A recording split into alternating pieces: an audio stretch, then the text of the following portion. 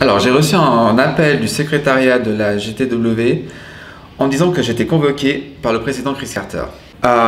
J'ai croisé Maxime Di-Rigo et Ditou. J'étais un peu surprise, je me suis dit mais pourquoi est-ce qu'on est convoqué que les trois, sachant qu'on a un peu plus quand même. Et là, Chris Carter s'énerve, nous parle de titres, de beaucoup de choses et je comprends rien. Moi j'ai pas de titre, c'est lui qui a le titre, donc déjà il faudrait qu'il se calme sur ça. Mais ensuite il parle de booking et là je lui dis alors je dis une chose.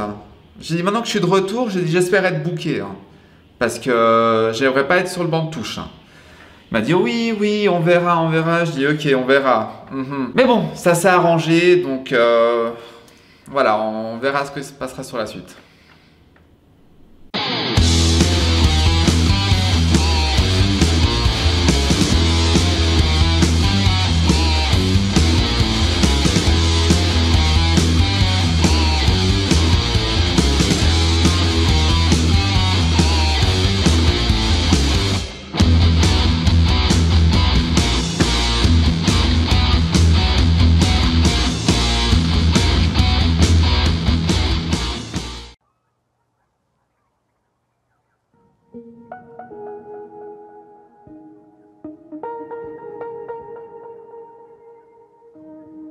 Le 24 octobre, il y a eu Covid Revenge, c'était enfin mon retour sur le ring. Mais ça s'est très mal passé.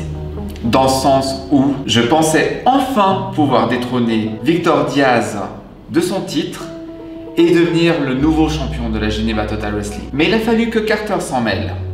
Pourquoi cela? Je ne sais pas. Il y avait la mallette, il s'est dit il va intervenir, mais il a intervenu dans le mauvais match. Parce que moi j'aurais dû être champion à ce moment-là. Je ne sais pas ce qui s'est passé. Mais en tout cas, c'est loin d'être fini.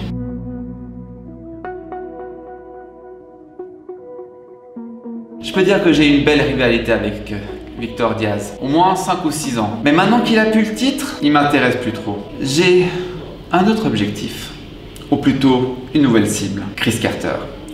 Étant donné qu'il a interféré dans mon match, il va pas rester impuni. Chris Carter, si tu regardes ceci, fais attention, le boss il arrive. Alors là, on va aller dans un parc que j'aime beaucoup depuis que je suis tout petit. Je vais souvent me balader là-bas le week-end. Et juste pour voilà, évacuer le stress de la semaine. Penser à autre chose, me détendre surtout et je vais vous faire découvrir.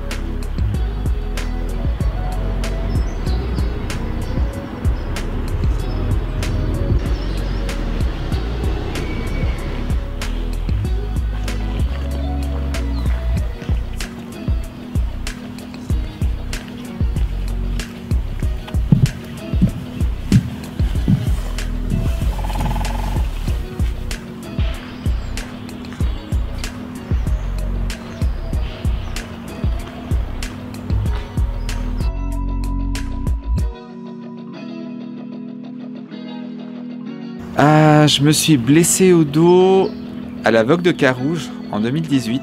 C'était un match contre Victor Diaz. On avait fait un match le dimanche après-midi. Je me suis blessé avec une mauvaise chute. Malheureusement, c'est ce qui s'est passé. Je n'avais rien dit parce que je voulais quand même continuer. Je me suis dit, allez, ça va passer. Après, il y a eu le match contre Vega Vasquez au Festival du Malte, un mois après. Et là, ça a empiré encore plus. Et ensuite, lorsque j'ai gagné le titre Genevois, J'étais complètement blessé, mais j'ai quand même continué. Mais après avoir vu un médecin, j'ai dû abandonner le titre et j'ai dû arrêter le catch pendant un moment parce que, en fait, mon médecin avait diagnostiqué que je ne pouvais plus du tout remonter sur le ring. Et c'est pour ça que j'ai abandonné le titre. Mais ensuite, ça m'a fait penser que je pouvais quand même continuer à être dans le monde du catch. Et c'est là que je suis devenu general manager.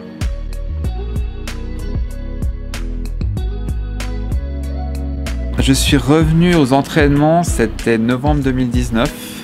J'ai eu le feu vert des médecins en me disant que je pouvais remonter sur le ring. Donc du coup, je me suis précipité aux entraînements pour reprendre parce que je n'en pouvais plus depuis un an, je ne pouvais rien faire. Et ça m'a fait un bien fou.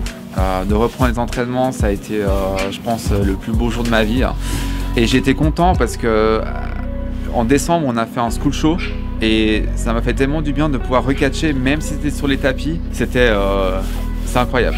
Et lorsqu'on a annoncé qu'on allait faire Jungle Wrestling, j'étais encore plus excité. Je me suis dit, c'est un premier show depuis mon retour, c'est trop bien. Malheureusement, ça s'est pas fait à cause malheureusement de la pandémie qui a secoué le monde entier. Et ça devait en fait entamer mon retour sur le ring à ce moment-là.